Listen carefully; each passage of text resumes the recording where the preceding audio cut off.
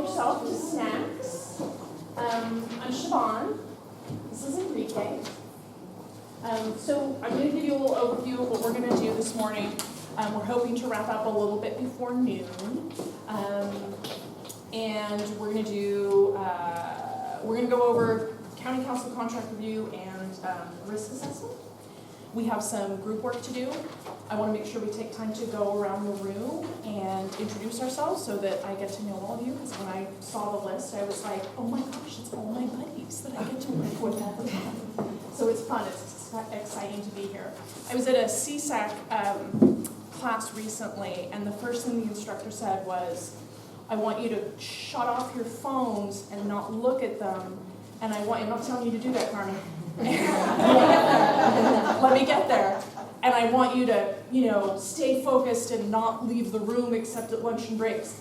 We don't have those kind of jobs. I thought, how nice for you to have that kind of a life where you don't have to check your phone and you don't have to, I don't have that kind of life. Is anyone in here? So do what you have to do. If you have to check your phone, if you have to go out and take a call, if you want to go and get something to eat, if you have to go to the bathroom, go ahead. We're all just doing our best here. Enrique, is there anything you want to say before we go? Okay, so I have asked some of our senior HSA staff to please chip in.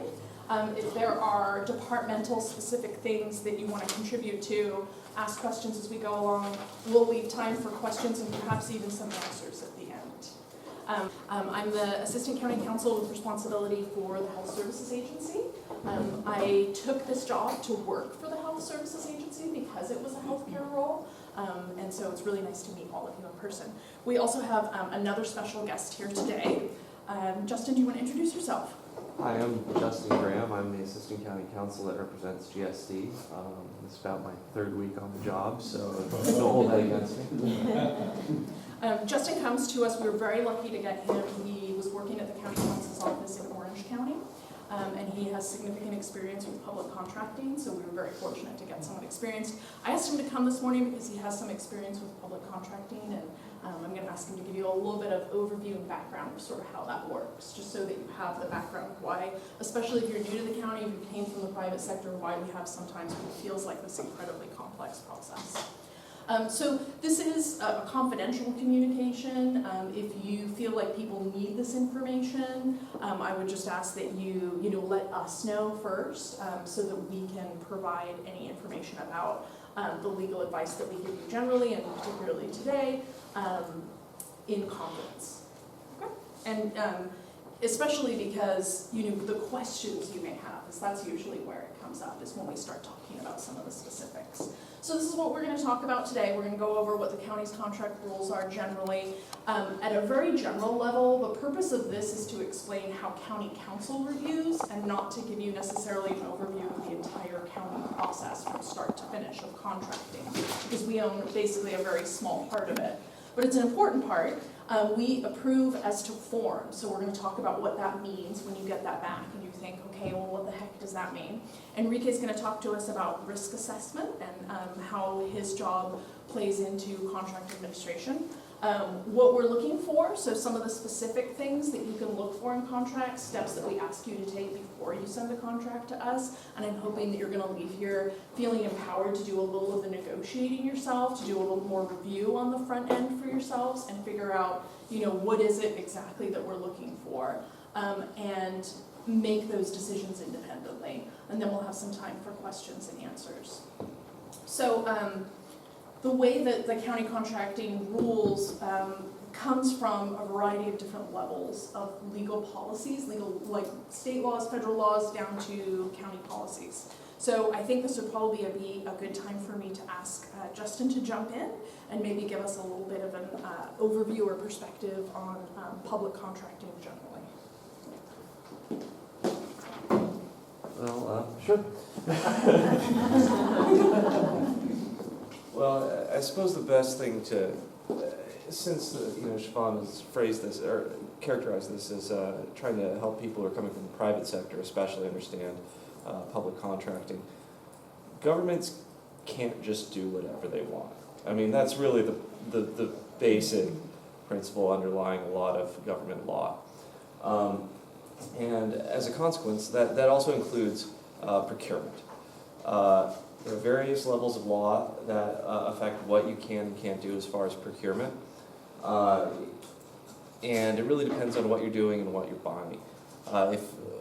If you are trying to do a public project, which is applicable under the public contract code, which is a lot of what I do, which is public works type stuff, building things, tearing down walls, running wire, things like that. There's a very specific code, the public contract code, that applies to it and has very, very fixed rules when it comes to what you can do and how you can do it and how you have to procure it. When you're talking about things like commodities and services, then you're getting into the government code. The government code basically allows the board to delegate the authority to to enter into contracts or purchases of goods and services to the purchasing agent. And then after that, outside a couple dollar amount limits that are set forth in various sections of the government code, it's pretty much policy decisions by the board. What you can do is dictated by what the board lets you do on its behalf. Anything that's outside that parameter, you have to take back to the board. And all those policies are outlined in the purchasing policy manual. Thank you. That's very helpful. I'll probably continue to ask you some questions throughout this. Here. So 3 weeks on the job, folks. Right. So let's see if you were paying attention. Who has the authority to contract? The board. Excellent. Did you hear just I mentioned anyone else? Purchasing agent. The purchasing agent? Absolutely. So why does Mimi sign contracts? She's authorized by the board. That's absolutely right. So here's who has the authority to contract ultimately. Plus, as Justin mentioned, people who are specifically outlined in statute who have authority. Anything that, so when one of the things that we look for is the appropriate person is signing the agreement. In certain circumstances, like when we worked on some MOUs that don't involve a dollar amount, but the agreement, we have an externship, we have students coming in, they're going to do some work in clinics. That's not something that's going to require board approval in most circumstances, and it's within Mimi's authority to sign something like that. And you heard Justin talk a little bit about how there's a lot of complex rules around different types of contracts. So if you're talking about things that involve construction or anything that's considered a public work, there's very, very complex rules around the bidding process and how that gets selected. There's special rules around special services and the provision of social services. Those special services do include things like medical professionals, and that helps give us a little bit more discretion.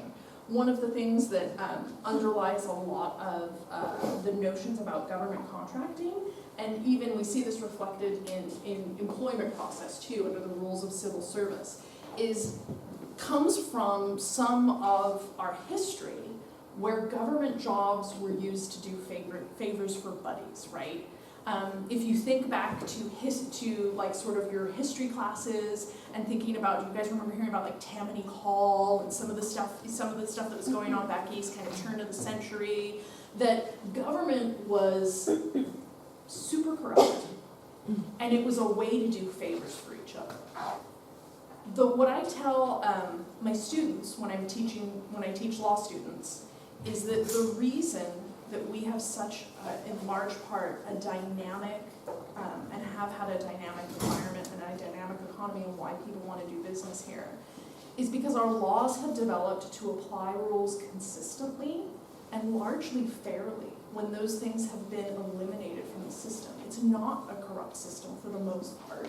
Corruption is still considered a big deal in this country. And so when a lot of times, in a previous job I would do some work abroad, and it required a lot of, if a particular dispute was going to be decided, it would be like, well, who's the judge and do you know them? So anti-corruption underlies a lot of these decisions, with the idea that you don't get to just throw it out and say, oh, well, I know this, my buddy has a nonprofit, they run an SLE, I'm going to give them the contract. But making sure that there's a truly fair competitive process. And the reason for that is because you are influential. You have power. And we need to make sure that that power is used fairly and in the public good. So that's why some of these burdensome rules exist. As with everything from kindergarten on out, it's because somewhere along the way, someone has abused that power. So the board has pre-approved certain forms, the standard county ICA, the standard county purchase order, and generally non-standard agreements are only going to be effective with board approval or a specific delegation of authority. Justin, is there anything you want to add to that in terms of sort of how GSD approaches these things, or?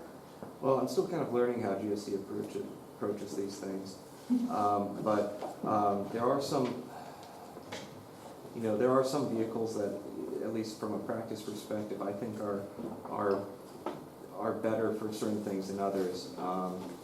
So this is probably getting ahead, but we do have standard county terms for a lot of contracts. Those should be the default. We can also use purchase orders for certain things. My preference, at least if I were advising the client, would be that, if you're going to have an ongoing business relationship, like a service, somebody's coming in and repairing something, or running copying or something, you don't do that by purchase order, because you're going to have a longer relationship than just a one-off purchase order. So you need to define the relationship a little bit better, and we do have ICA agreements for that. So. Thank you. So I'll show you briefly. This is these are on the GSD website, right? You've probably seen these. Guidelines for purchasing, a quick reference guide. If you deal with contracts, I recommend having this available really quick so that you can take a look at it, and the purchasing policy manual. If you want to know which form to use and how it operates and whether an exception to one of these applies, I would start with GSD because they're really the best authority on how these forms get used. Frankly, half the time when I have a question about this, that's who I call. I mean, that's it's really their provision, their responsibility to administer that process. So I would ask you this is a discussion question for us. Is if you think about a contract, like let's say that we have this ongoing agreement with a nonprofit to provide some kind of social service. We renew it every year, and the renewal starts July 1st. Contract's not done. We're still waiting for stuff, we're working out some terms, scope of services isn't defined. They're still doing the work. We don't sign the agreement, it doesn't go to the board until September. For that work between July and August, is that approved by the board? It's not. It's not. We're acting outside of the scope of our authority when we do that. And I know that it comes up and I know that it happens, and you're probably tired of me calling you or sending you emails and saying, why is this contract backdated? But it's because we're truly acting outside of the scope of our authority. And we get used to having, to check boxes and do the paperwork, and sometimes we forget to think about the big picture. But the fact is that we've committed to this nonprofit or this vendor that they're going to provide the service and they're going to get paid, and we don't have the authority to do that. So that I just want to explain where that comes from, my anxiety about backdated contracts in particular. Yes, hello. Would you introduce yourself? I'm sorry, Stan, I'm one of the program Hi, Stan. managers. It's nice to see you. So one of the challenges we face with that process is the board approval of the CAL that doesn't happen until the end of June. And if we're supposed to have contracts in effect July 1 to cover that, then we're in a situation that makes it very difficult to honor both of those things at the same time. So what is your recommendation or suggestion about that challenge that we get into? If the process isn't working, then we need to change the process. And we can look at how to do that potentially, but I think getting it done quicker. I just wanted to ask you to explain why there's a problem there, because I don't know. The problem, so what happens as we're developing our contracts is we're in negotiation, we're doing scopes, we're doing negotiations. However, until the board signs the CAL that says here's how much the board is going to authorize you to spend on that contract, we don't have authority to sign that contract. So, unless I'm understanding that differently, but that's been part of the way that we've operated for a very long time. I'm going to ask the Soria sisters to contribute. I would say for clarification, clarification, what I believe Siobhan is referring to are new agreements. This is a brand new expenditure agreement. We do not have authority Oh, to okay. allow services to begin. I don't like it the other way either, but, you know, I get why it happens more. When we're talking about items that are on the continuing agreements list, and I'll refer you to the little handout that was in the back there, it's item number 2. So the continuing agreements list is the procedure for obtaining board approval for eligible contracts that will be renewed for the following fiscal year. So the CAL allows for approval of continuing agreements to be approved by the board all at once, at which time it becomes the legal authority to accept goods and services and make payments on those agreements, which are included on the list. So when a contract is extended from one fiscal year to the next through the CAL, we are allowed to make July and August payments, and then upon contract execution. So the particular scenario you're describing isn't what she's talking about here. What we're talking about here are new expenditure agreements, because when something is approved on the CAL, you have authority to act on it and actually make payments for July and August, because the board has approved through the CAL process. So a follow-up question then to Siobhan would be, is that, again, because that, and I understand that gives us a lot of leeway, and that's usually what we are doing. Does the agreement in the contract to allow for payments for July and August, as written in a renewable contract, does that actually cover us in terms of having a contract in place for those services during those 2 months? I'm gonna give you the classic lawyer answer, which is, It depends.